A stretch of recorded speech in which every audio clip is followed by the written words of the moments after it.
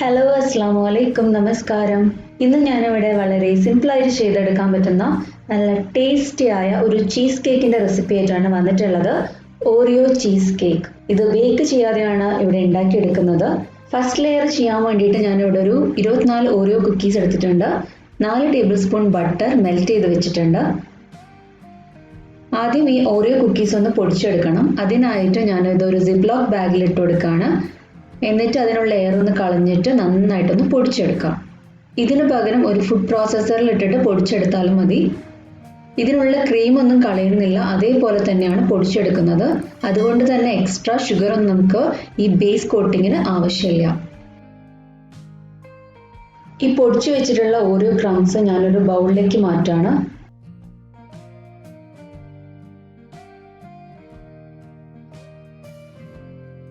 ഇതുപോലെ നല്ല പൗഡേർഡ് ഫോമിലാണ് നമുക്ക് കിട്ടേണ്ടത്. അതിലേക്ക് മെൽറ്റ് ചെയ്ത് വെച്ചിട്ടുള്ള 4 ടേബിൾ സ്പൂൺ ബട്ടറും കൂടി ചേർത്ത് നന്നായിട്ടൊന്ന് മിക്സ് ചെയ്ത് കൊടുക്കുക. ഈ മെൽറ്റ് ചെയ്തിട്ടുള്ള ബട്ടർ ഓരോ ക്രംസിലൊക്കെ നന്നായിട്ടൊന്ന് പിടിച്ചു കിടക്കണം. ഞാനിവിടെ ഒരു 9 ഇഞ്ചിൻ്റെ സ്പ്രിംഗ് ഫോം പാനാണ് എടുത്തിട്ടുള്ളത്. ഇതിൽ അല്പം ബട്ടർ തടവി കൊടുക്കുക. എന്നിട്ട് ഇതിലേക്ക് ഓറിയോ ക്രംസ് ഇട്ട് കൊടുത്തിട്ട് ഒന്ന് നന്നായിട്ടൊന്ന് പ്രസ് ചെയ്ത് കൊടുത്തിട്ട് ലെവൽ ചെയ്യുക.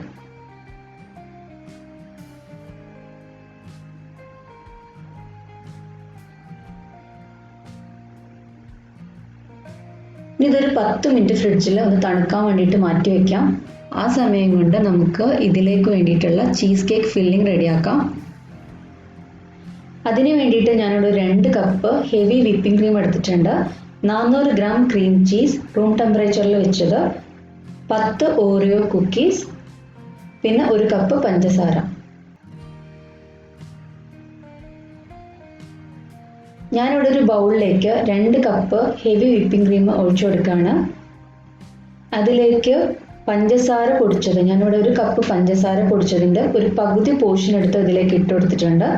ഇനി നന്നായിട്ട് ഇതൊന്ന് ബീറ്റ് ചെയ്തെടുക്കാം.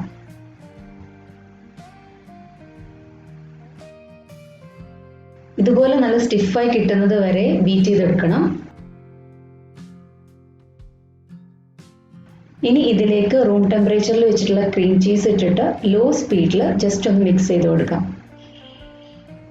ഇതിലേക്ക് നമ്മൾ ബാക്കി പൊടിച്ചു വെച്ചിട്ടുള്ള പഞ്ചസാരയും കൂടി ചേർത്ത് കൊടുക്കാം. എന്നിട്ട് നന്നായിട്ടൊന്ന് മിക്സ് ചെയ്യാം.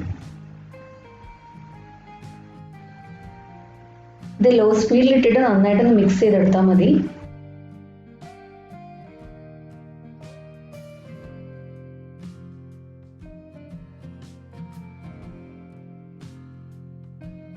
ഇപ്പോഴും നന്നായിട്ട് മിക്സ് ചെയ്തെടുത്തിട്ടുണ്ട്. ഇനി ഇതിലേക്ക് നമ്മൾ എടുത്തു വെച്ചിട്ടുള്ള 10 ഓറിയോ കുക്കീസ് ചെറുതായിട്ടൊന്ന് ക്രഷ് ചെയ്തിട്ട് ഇതിലേക്ക് ഇട്ട് കൊടുക്കാം. വല്ലാതെ പൗഡേർഡ് ഫോമിലാവേണ്ട, ചെറുതായിട്ടൊന്ന് ക്രഷ് ചെയ്ത് കൊടുത്താൽ മതി. എന്നിട്ട് ഇതുപോലെ ഒന്ന് ഫോൾഡ് ചെയ്തെടുക്കാം. ഇപ്പോൾ നമ്മുടെ ക്രീം ചീസ് ലെയർ റെഡി ആയിട്ടുണ്ട്. നേരത്തെ സെറ്റ് ചെയ്യാൻ വെച്ചിരുന്ന കുക്കീസ് ലെയറിന് മുകളിലായിട്ട് ഈ ക്രീം ചീസ് ലെയർ ഇട്ട് കൊടുക്കാം.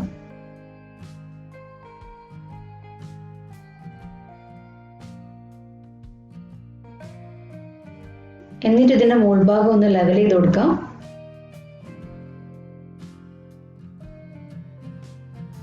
ലെവൽ ചെയ്യാൻ വേണ്ടിയിട്ട് ഇതുപോലെ ഒന്ന് ടാപ്പ് ചെയ്ത് കൊടുത്താലും മതി. ഇത്രയേ ഉള്ളൂ പണി. നമ്മുടെ ചീസ് കേക്ക് ഇവിടെ റെഡി ആയിട്ടുണ്ട്. ഇത് കുറച്ചുകൂടെ ഒന്ന് ഡെക്കറേറ്റ് ചെയ്യാൻ വേണ്ടിയിട്ട് ഞാൻ ഇതിലേക്ക് ചോക്ലേറ്റ് മെൽറ്റ് ചെയ്തത് ഇതുപോലെ ഒന്ന് ഒഴിച്ചു കൊടുക്കുന്നുണ്ട്.